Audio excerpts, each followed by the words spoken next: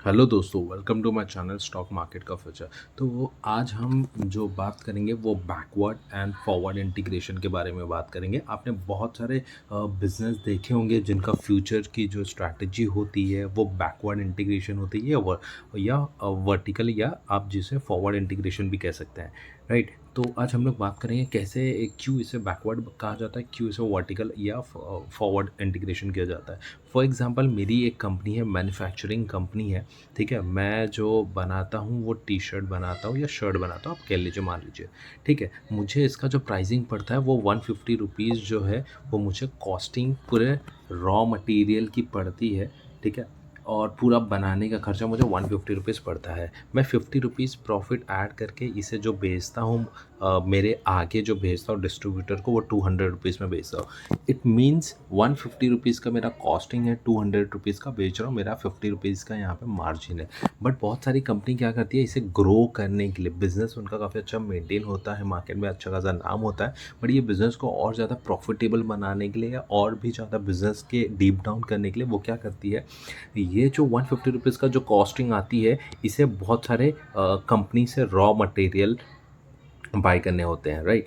तो raw material जैसे ये सादे कपड़े बाय करेंगे, ये बटन्स बाय करेंगे, ये फ़िलहाल अ, इनका निडल्स बाय करना होगा, धागा बाय करना है, ऐसे बहुत सारे फ़िलहाल इनको रॉ मटेरियल लगेंगे एक पूरा फिनिश गुड बनाने के लिए। तो फॉर एग्ज़ाम्पल, ये जो 150 रुपीज़ इनको जो कॉस्टिंग आ रही है, जिसमें से इनको मान लीजिए 100 रुपया जो लग रहा है वो सिर्फ़ और सिर्फ सादा कपड़े का लग रहा है, जो कि वो कपड़ा 100 रुपीज़ का इनको पड़ रहा है। बाकी रेस्ट जो रॉ मटेरियल लग रहा है वो 50 रुपये इनको लग रहा है, जिसका कॉस्टिंग इनको फाइनली 150 रुपीज़ पड़ रहा है। तो अगर ये कंपनी देखती है कि ये इतना महंगा इनको 100 रुपीज़ पड़ रहा है, क्या हम इसे बिज़नेस को एक्वायर करके या हम नया बिज़नेस सेटअप करके यहाँ जो 100 रुपीज़ का कॉस्टिंग लग रहा था उसे क्या हम 80 रुपीज़ तक कॉस्टिंग अगर कम कर देते हैं, तो स्टार्टिंग से लेके रॉ मटेरियल बनाने से लेके मैन्युफैक्चरिंग करने तक उनका जो 50 रुपीज़ का जो मार्जिन बच रहा था वो डायरेक्टली इनका 70 रुपीज़ का मार्जिन बचना चालू हो जाएगा। तो जैसे ही इनका 70 रुपीज़ का मार्जिन बनेगा, ये बिज़नेस क्या होगा, प्रॉफिटेबल काफ़ी ज़्यादा करना चालू कर देगी। तो मैन्युफैक्चरिंग से लेके ये पीछे जाएगी और देखेगी क्या क्या रॉ मटेरियल ये पूरा सेटअप कर सकती है। वो रॉ मटेरियल वो एक्वायर करके या तो उसे न्यू सेटअप करके वहाँ पे वो भी बनाना चालू कर देंगे, अपने कंपनी में भेजेंगे, एंड देन वो फिनिश गुड वो डिस्ट्रीब्यूशन को डायरेक्टली भेजेंगे। तो इसे हम बैकवर्ड इंटीग्रेशन कहते हैं।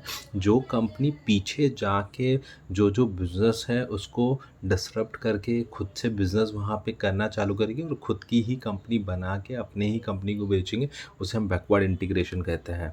अगर हम फॉरवर्ड इंटीग्रेशन की बात करेंगे, तो ये एक सेकंड में से फॉरवर्ड इंटीग्रेशन की बात करेंगे तो सेम कंपनी के पॉइंट ऑफ व्यू से हम ले लेते हैं कि ये जो कंपनी है, सो सॉरी, ये जो कंपनी है बना रही थी, इनका जो कॉस्टिंग आ रहा था वो 150 रुपीज़ आ रहा था और डिस्ट्रीब्यूशन को दे रही थी 200 रुपीज़ में। तो ये जो है डिस्ट्रीब्यूशन को देती है 200 रुपये में। डिस्ट्रीब्यूशन क्या करता है, ये रिटेलर को बेचता है, ये रिटेलर को बेचता है 220 में, और रिटेलर जो बेचता है 250 रुपीज़ में बेचता है। तो मोटा मोटा जो कस्टमर को जो कॉस्टिंग पड़ता है वो 250 रुपीज़ का पड़ता है। 220 रुपीज़ रिटेलर को पड़ता है, 30 रुपीज़ रिटेलर कमाता है। डिस्ट्रीब्यूशन को ये जो कॉस्टिंग पड़ेगा 200 रुपीज़ का पड़ेगा और वो 220 में बेचेगा, तो ये मोटा मोटा 20 रुपीज़ कमाता है, ठीक है। अब कंपनी के पास काफ़ी अच्छा कैश फ्लो होता है, तो वो क्या सोचता है कि ये जो डिस्ट्रीब्यूशन है, या तो मैं उसे एक्वायर कर लूँ या मैं नया अपना खुद का डिस्ट्रीब्यूशन ओपन करूँ, जहाँ पे मैं ये जो 20 रुपीज़ इनका जो बच रहा था वो मैं फ़िलहाल प्रॉफिट बनाना चालू कर दूँ। तो ये जो बैकवर्ड इंटीग्रेशन में घुसेगा तो इसका 70 रुपीज़ मार्जिन बच जाएगा। अगर नहीं जाता बैकवर्ड में, अगर वो ये फॉरवर्ड में जाता है तो 50 ये रहेगा प्लस 20 रुपीज़ और बढ़ेगा। अगेन ये एक प्रॉफिट यहाँ पे अर्न कर सकता है, राइट। तो पूरा डिस्ट्रीब्यूशन वो सेल्फ फ़िलहाल स्टार्ट करेगा, 70 रुपीज़ उसकी मार्जिन बन जाएगी। एंड अगर वो और भी ज़्यादा एक्सपांशन करना चाहता है, वो सोचता है कि नहीं, मेरा खुद का आउटलेट होना चाहिए, मेरा ब्रांड काफ़ी अच्छा पॉपुलर है, या तो फ़िलहाल ब्रांड इनके काफ़ी अच्छे सेल्स वगैरह हो रहे हैं, तो ये क्या करेगा, खुद का आउटलेट भी फ़िलहाल यहाँ पे चालू करेगा। तो 150 रुपीज़ इसको जो कॉस्टिंग रॉ मटेरियल की पड़ रही थी, अब वो डायरेक्टली कस्टमर को बेचेगा 250 रुपीज़ में।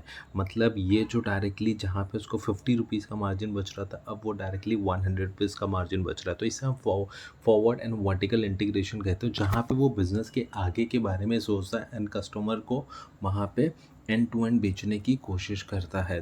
तो ये दोनों डिफरेंस है। तो बहुत सारे बिज़नेस, जैसे मैं एक छोटा सा एग्जांपल ले लूँगा, डीमार्ट है। डीमार्ट क्या करता है कि अपने शॉप पे सारे ब्रांड्स के वो बेचता है वहाँ पे। बट एक छोटा सा गैप डीमार्ट को फाइंड आउट हुआ है कि क्या मैं अपने ही कुछ ब्रांड के नाम पे कुछ चीज़ें बना के अगर मैं यहाँ पे मेरे डीमार्ट में भी रखूँ, साथ ही साथ और भी ब्रांड के रखूँ, तो क्या मेरा वो वर्कआउट कर सकता है? And it is working, right? उनका कुछ फ़िलहाल उन आप जाओगे देखोगे तो कुछ ब्रांड्स, आपको सारे ब्रांड मिल जाएँगे। अपार्ट फ्रॉम दैट डीमार्ट के भी वहाँ पे ब्रांड आपको मिलना चालू हो जाएँगे। तो वहाँ पे डीमार्ट और ज़्यादा प्राइसिंग खाता है। उनका खुद का वहाँ से गोडाउन से वो सब कुछ स्टोरेज करके करता है, तो उनको ब्रांड को वो चार्जेस नहीं देना पड़ता, वो अपने नाम पे ब्रांड पे बेचते हैं, राइट? तो इसी तरह से ये forward and vertical integration her business में वर्कआउट करता है।